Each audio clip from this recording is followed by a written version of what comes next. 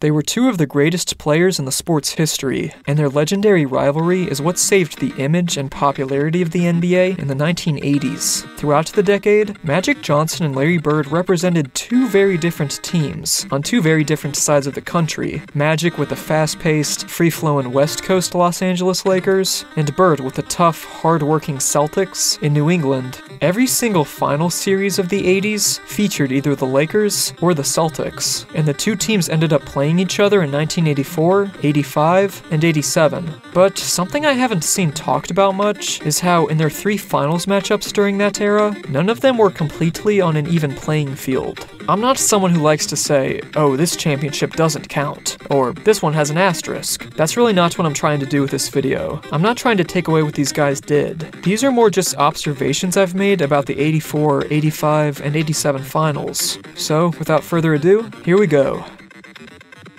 Out of the three Lakers-Celtics finals matchups in the 80s, 1984 was the closest to an even-handed series, in my opinion, so for the most part, I'll just be giving a summary of what happened. But there are a few key things I want to hit on as well. First, and probably the most important, is how the Lakers Hall of Fame forward Jamal Wilkes was injured. In his 10th season in the league, Wilkes was still very much a key piece on the Lakers, as he averaged 17.3 points on 51.4% shooting. In the 83-84 regular season, the Lakers primarily ran a starting lineup with Wilkes at small forward and James Worthy at power forward, but Wilkes ended up missing the first 7 games of the 1984 playoffs due to a developed gastrointestinal virus. Even when he recovered enough to finally play again, Wilkes became much less impactful. He lost his starting spot, and in the finals, he only averaged 4.6 points in 14.1 minutes per game. The Celtics had made a few tweaks to their roster since their first championship of the decade in 81. They added guys like Danny Ainge, Scott Wedman, and Quinn Buckner, but the biggest acquisition they made was acquiring Hall of Famer Dennis Johnson as a way to improve the team's perimeter defense. Anyway, onto the actual finals. The Lakers were in clear control of Game 1, as they outran Boston to the tune of a 115-109 win. Game 2 was much of the same, but with less than 20 seconds left in the game, and the Lakers up by 2, James Worthy made a pass that ended up being picked off by Gerald Henderson, who then tied the game with a layup. In total shock, Magic ended up dribbling out the clock, and the Lakers ended up losing in overtime. Back in LA for Game 3, the Lakers powered their way to a 137-104 win. Bird was absolutely livid after the game was over. As of this video, it's the worst beating Boston has ever taken in a finals game, and in the locker room, Bird went off on his teammates, calling them sissies. The Lakers were feeding off of fast break and easy chance opportunities, and the Celtics knew they had to stop this. So, they concocted a new plan that they would enforce the very next game. They had to take somebody out. And that somebody ended up being Kurt Rambis, who got clotheslined by none other than Kevin McHale on a fast break. Most would have thought it would have been Bird, or ML Carr, or maybe Cedric Maxwell who would have done it, not nice guy Kevin McHale. According to Magic, this was the moment that changed the course of the series, because it showed the Lakers they weren't as mentally tough as the Celtics. After the clothesline, everybody started fighting. Kareem and Bird got into it. Bird knocked over Michael Cooper on an inbound. It was a mess, but the Celtics ended up winning Game 4, 129-125. They also won Game 5, 121-103, in what has now been dubbed as the infamous AC game, a game where the temperature in the Boston Garden reached 97 degrees. Kareem needed to use an oxygen tank when he was on the sidelines. A popular conspiracy theory is that Red Auerbach wanted to smoke out the Lakers, who were used to playing in the air-conditioned Forum, but from the accounts I've read, the Boston Garden never had AC to begin with, so there was nothing to turn off. Pat Riley didn't accuse Auerbach of the heat on the court, but he did accuse Auerbach of turning up the heat in the Lakers locker room. But I haven't been able to find much information about that specifically. Either way, I do think it's unfortunate that an outside factor ended up affecting a pivotal game like that. The Lakers ended up winning Game 6, and the Celtics ended up winning Game 7 to take home the 1984 championship. But something very interesting about the 1984 finals is a quote from Larry Bird, where he says that David Stern rigged Game 6 against the Celtics to push the series to 7. Stern told a fan that the NBA needed a 7-game series, that the league needed the money. When the commissioner makes a statement like that to a fan, you know it's going to be tough. When Stern makes a statement like that, things are going to happen. You just don't make statements like that and expect anything out of it. He's the commissioner and he shouldn't be saying anything like that. The NBA wanted a 7th game because they wanted to make more money, and they got their wish. I haven't been able to find a lot of information to back this claim up, but considering how many shady things Stern was accused of throughout his career, as well as how lucrative a Magic and Bird finals could have been to a league that was still trying to break through as a powerhouse, honestly, I think there could be some truth to Bird's claim. Again, Wilkes being a non-factor and a few weird moments do make 1984 somewhat questionable. But still, for the most part, I think this was the closest Bird and Magic got to having an even matchup in the finals.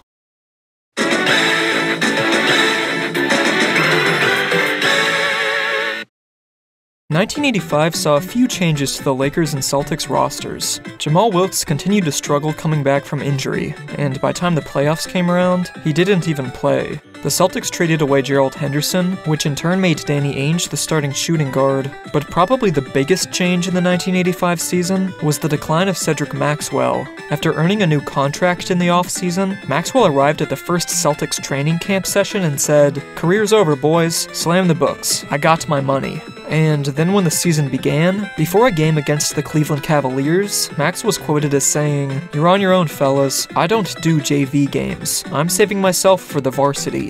Now, Maxwell was a very jokey player, but these specific jokes struck a bad chord with Larry Bird. In the book, When the Game Was Ours, Bird had this to say about Maxwell in 1985. "That kind of negativity really bothered me. We were trying to win back-to-back, something no one had done in 15 years, and Max is talking about lying down on us." Later that season in February, Maxwell ended up tearing cartilage in his knee. Bird wanted Maxwell to play through his injury, something the hick from French Lick did quite a bit throughout his career. In fact, most of the time, Bird never told anyone he had an injury, something that would come back to bite him later on in his career.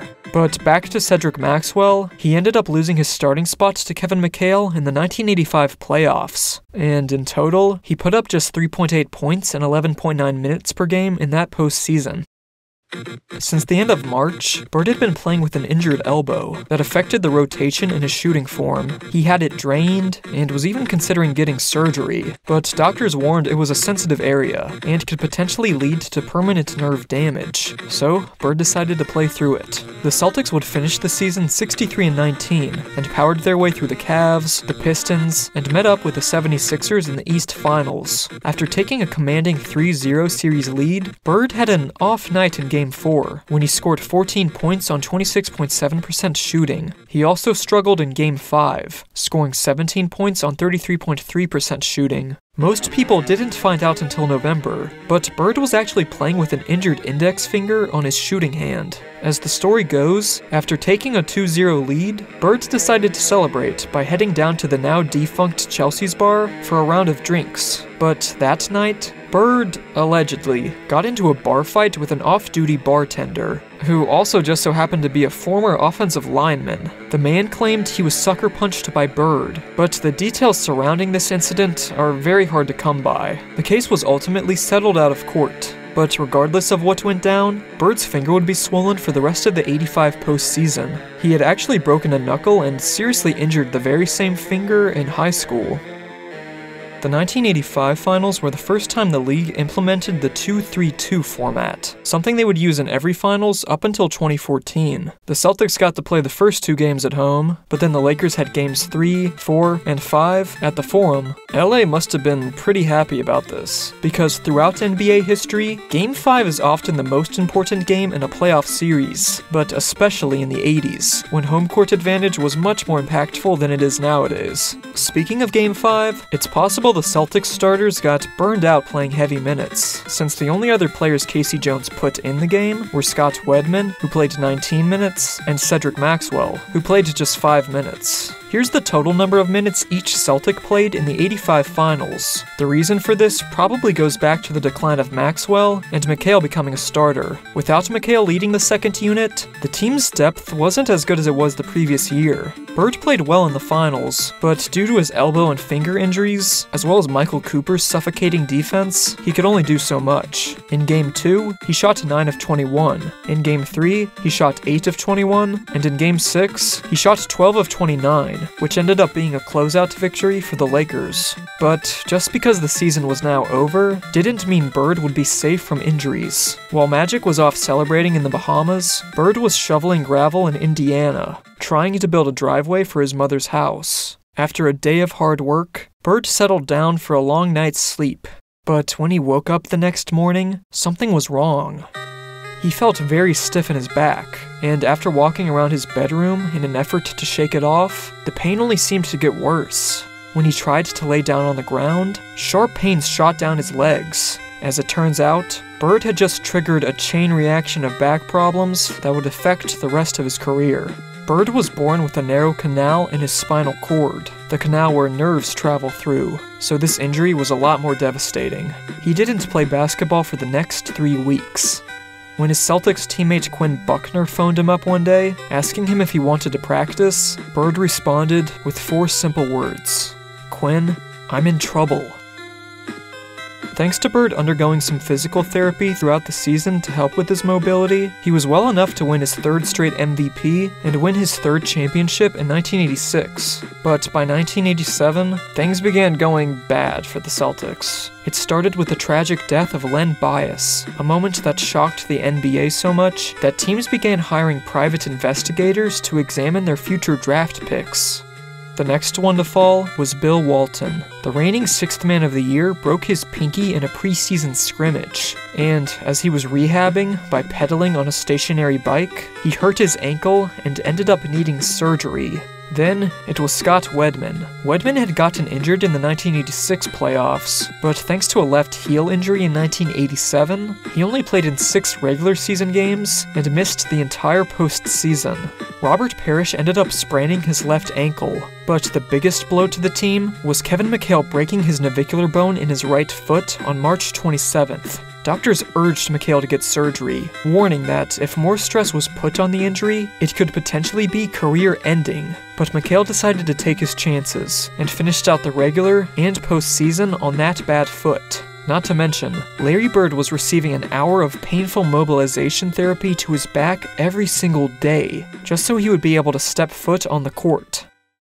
Despite these complications, the Celtics still had enough gas left in the tank to beat the bad boy Pistons in the East Finals and make it to the 1987 Finals, the last series Bird and Magic would ever play against each other. The Lakers and Celtics matchups of the 80s had always been a tale of fast break basketball versus a slower, half-court style, but in games 1 and 2, this difference was more obvious than it had ever been. The 87 Lakers just might be the fastest team in NBA history, and they pulled ahead to a 2-0 series lead. If you thought the 1985 Celtics relied on their starters too much, just look at the minutes in 87. The Celtics did get their hopes up in Game 3, but Magic Johnson's baby skyhook and Larry Bird's missed buzzer beater in Game 4 all but confirmed that the Lakers had this one in the bag. After 1987, the Lakers would make 3 more finals and win another championship in 88. Bill Walton spent the entire 87 offseason locked in his Cambridge home, mourning over the end of his career. Bird came to visit him a few times, but stopped when it became just too depressing even for him. Kevin McHale got surgery on his foot in that offseason as well, and although he played 6 more seasons, he was never the same player. Larry Bird would continue to suffer extreme back pain, and would end up getting surgery in both of his heels to remove bone spurs. The doctors even said it was a miracle Bird lasted as long as he did in that condition. The only reason he kept on going was that competitive voice that kept telling him, one more season, just in the hope that he would get another chance to play against Magic in the finals. So, what do you think? Do I have a point? Could these finals have been even better? Or am I completely crazy, and they're perfect as they are? Which of the 3 finals matchups is your favorite? Let me know in the comments, and I hope you have a good day. Take care.